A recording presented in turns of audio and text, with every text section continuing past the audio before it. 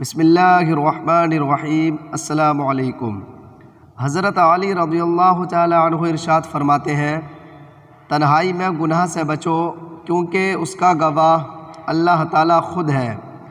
جب گناہوں کے باوجود رب العزت کی نعمتیں مسلسل ملتی رہیں تو ہوشیار ہو جاؤ کہ ہمارا حساب قریب اور سخت ترین ہے۔ دوستی کرنا اتنا آسان ہے جیسے مٹی سے مٹی پر لکھنا، لیکن دوستی نبھانا اتنا مشکل ہے جیسے پانی سے پانی پر لکھنا۔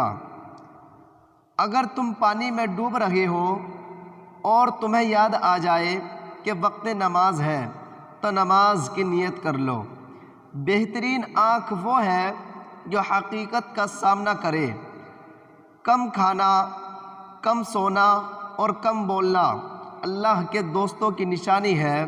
زیادہ کھانا، زیادہ سونا اور زیادہ بولنا شیطان کے دوستوں کی نشانی ہے۔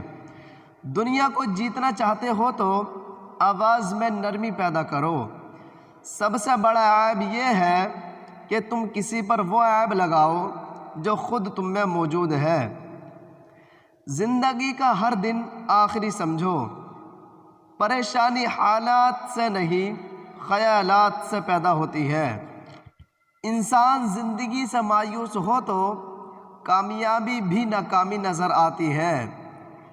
جب تمہاری جان کو خطرہ ہو تو صدقہ دے کر جان بچاؤ، اور جب تمہارے دین کو خطرہ ہو تو جان دے کر دین بچاؤ۔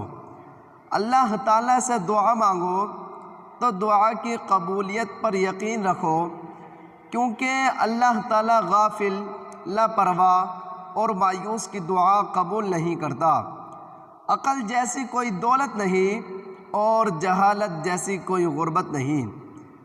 ادب و آداب جیسی کوئی دولت نہیں اور مشورے جیسا کوئی مددگار نہیں۔ کوئی تم سے روٹھ جائے پھر وہی تم سے ملنے کو ترسے تو اسے بھی مت کھونا، کیونکہ وہ تم سے بہت زیادہ پیار کرتا ہے۔ بے شک عقل مند وہ شخص ہے جو اپنی نفسانی خواہشوں کو روکتا اور غصے کے وقت اپنے جوش کو مٹاتا ہے۔ ذلت اٹھانے سے بہتر ہے تکلیف اٹھاؤ۔ مومن وہ نہیں جس کی محفل پاک ہو، بلکہ مومن وہ ہے جس کی تنہائی پاک ہو۔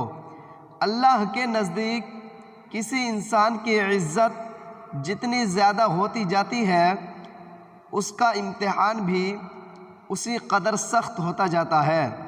نفرت دل کا پاگل پن ہے۔ لوگوں سے یاد نہ کرنے کا شکوہ مت کرو، کیونکہ جو انسان اپنے رب کو بھول سکتا ہے وہ سب کو بھول سکتا ہے۔